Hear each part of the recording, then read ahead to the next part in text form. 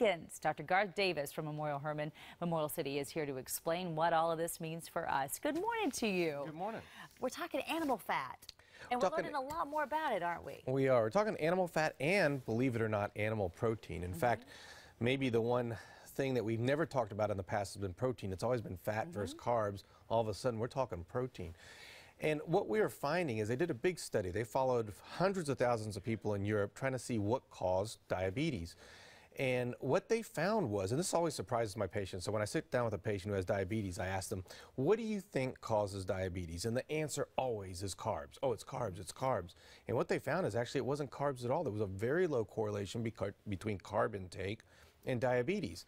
But animal protein and animal fat, a very, very strong correlation with diabetes. When you say animal protein, you're just talking about eating meat. Eating meat. What type of meat? Doesn't matter. All kinds of meat. So even chicken, turkey, things we've always thought were healthy. And all that kind of stuff. What we're starting to find out now is that the way you get diabetes is by eating a protein and a fat together. The protein, also sugar and fat, but anytime you're eating something that will rise your insulin, which is protein and carbs, it draws fat into your cells and then your cells don't respond.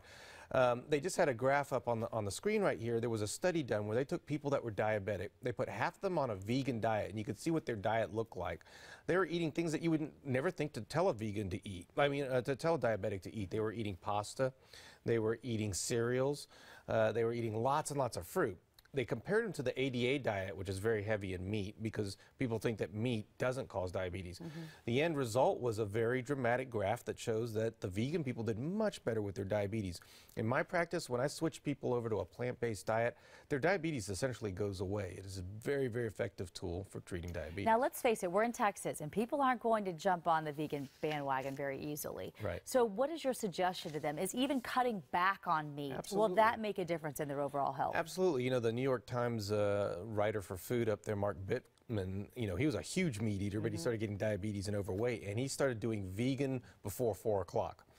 So he was vegan up to 4 o'clock. I think that's great. Meatless Mondays, I think, are fantastic. I think any way that you could start, I mean, the typical American diet, which has gotten us to be extremely sick and to have the most diabetes in the world, is eating meat at every single meal, and that's what we have to change. Cut back with whatever you do, and you're going to be in D.C., our nation's capital, very soon talking about this very study. We're having an international conference on it.